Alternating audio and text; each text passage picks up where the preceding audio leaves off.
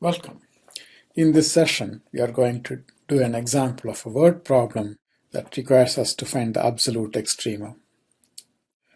It's a simple geometric problem.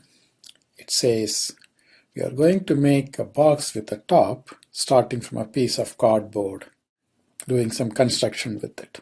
And we want to find the dimensions of the box of the maximum possible volume that can be made in this fashion. So now let's look at the specifics. I have a 5 feet by 8 feet piece of cardboard. I'm going to cut off square pieces from two of the corners and strips of the same width, as you can see from the diagram, in the back. Then there are 3 flaps in the front. I can fold them up. And then this long flap in the back needs to be folded up and over to make the back and the top. This will make a box. And we want to find the dimensions of the box of largest volume. We can make this way. So 2 things I need to determine. First is the size of these squares and the length in the back, and that will determine what the dimensions of the box will be. Let's take the side of these square corners in front as our basic variable. Let's call that x.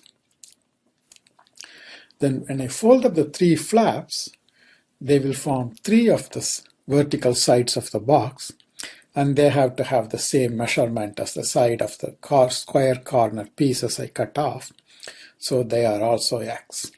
Now, original rectangle, the original cardboard was 5 feet wide. I'm cutting off x on either side.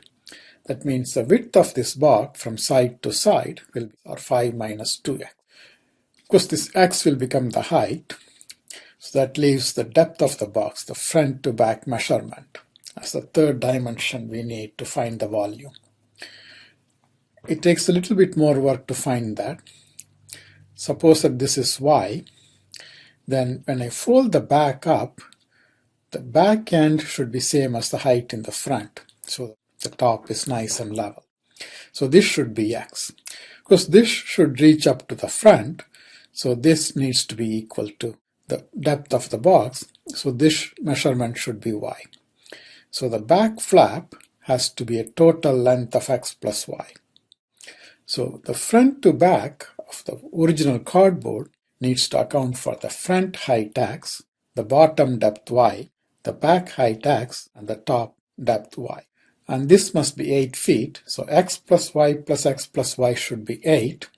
2x plus 2y should be 8, so 2y equals 8 minus 2x, so y is 4 minus x. So now I have expressed the measurements of the box in terms of x, and the volume is just length times width times height. I've written it as height times width times the length. It's still the same thing. We have to find the maximum value of this, and if I also know what the x value, which gives the maximum, then I can find the other measurements of the box. I'm going to simplify this expression that I get so that it will be easy to do the calculations. Since it's a polynomial, writing it in standard form will make it easy to differentiate and then find the critical values. So I'm going to multiply this out, and first I FOIL the last 2 factors, combine like terms, and multiply by x. That is, say, distribute the x.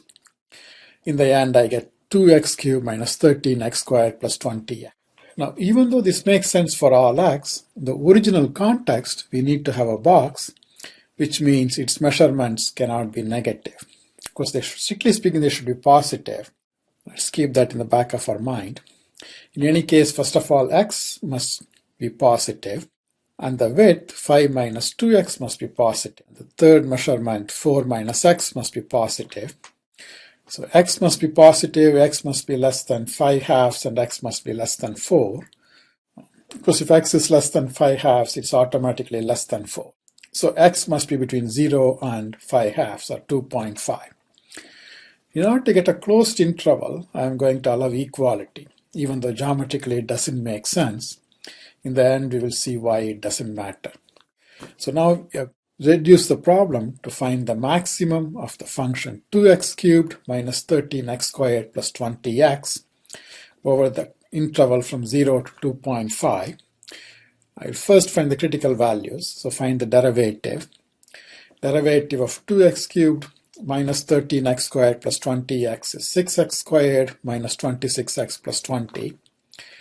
I'm going to factor that. I can factor out a 2. And the other factor is 3x squared minus 13x plus 10, which factors as 3x minus 10 times x minus 1. 3x minus 10 is 0 when x is 10 third, and x minus 1 is 0 when x is 1. So the critical values are 10 third and 1. 10 third is bigger than 3, so it's outside the interval. So only 1 is a critical value in the interval of interest. So we will evaluate the given function at the two endpoints. If x is 0, the volume is 0. And if x is 2.5, then also the volume comes out to be 0. And if x is 1, the volume is a positive number. So that's the maximum volume. So the maximum volume occurs when x is 1. So the box is 1 foot tall. 5 minus 2x, or 5 minus 2 times 1, that's 3 feet wide and 3 feet long. So dimensions of the box are 1 foot by 3 feet by 3 feet. This concludes this example.